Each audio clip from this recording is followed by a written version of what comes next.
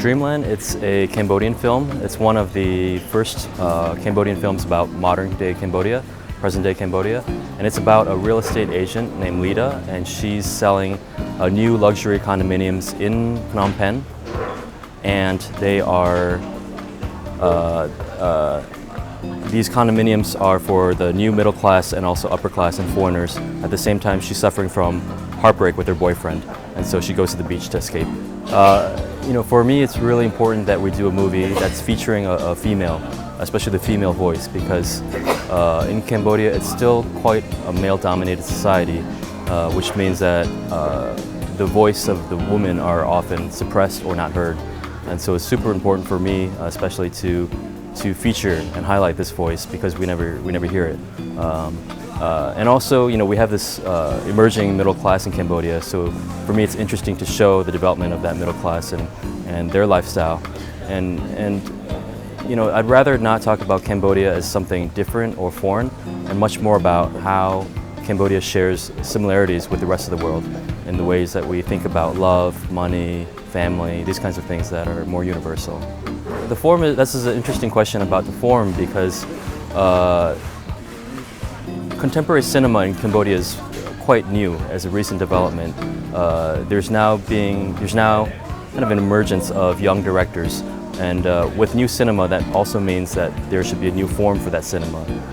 So instead of copying old forms, I think it's important to find a new vocabulary for the things that are happening in Cambodia right now. Of course, some of the things in Cambodia that are happening are repeated throughout history in different cultures, but for us, we want to find our own unique voice that blends what's going on in Cambodia, but also with my own interests. My background is in architecture, and so I always design my films almost the way I would think about buildings. And there's so many layers of structures going on. In a building, it would be like the structure, the space, the movement, the light, all these things. But in film, it's cinematography, acting, editing, and all that. So I don't see it so much as a linear timeline, but more in terms of different layers of things or events that are happening. And the form just kind of comes out of that. So for me, what's interesting is that I don't start with a story like many directors. They'll start with a story and then they build off that story. But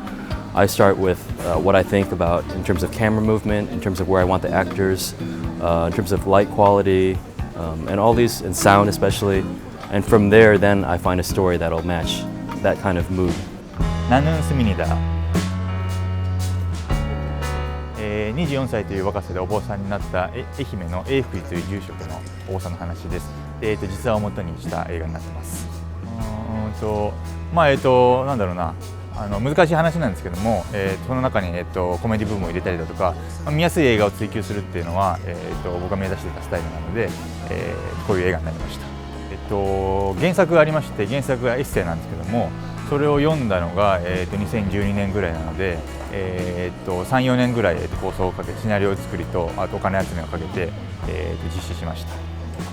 僕も最初にこの映画を取り組む時には全然宗教とかに興味なく、自分がどの宗派に入っているかもわからないぐらいの状態でまず取り組みました。その中でこの映画を作るにあたって自分自身でも日常生活の中で取り込んでいけるような教えが随所にあったので、それを映画化にしようと思ったのがまず、この取り組み方のきっかけです。その中で僕が一番共感したのは、物語のクライマックスにもなってるんですけど、生きてるっていうことはお祭りなんじゃないかというセリフがあるんですけども、その死を意識することによって今は大事に一生懸命生きようっていう教えなんですけども、それは僕の中でも一番響きました。僕自身はそこまでなんだろうな、誰かも親が亡くなってたら別に親もいるし、なんか誰か近い人が亡くなってることはないんですけども、本当に普通の日常を送っていく中でそういう言葉を、本で読んだ時に大切にしたいなと思ったので、映画にしました。特に今回も韓国に来てみても思ったんですけども、やっぱり映画館に来てる人たちの客層もやっぱり若い人が韓国に多いし、なかなかやっぱ日本人は今若い人が見てくれないので、まずやっぱ若い人に見てもらえる映画館に足を運んでもらえるようにはどうしたらいいのかっていうのを日本映画は考えるべきじゃないかなと思います。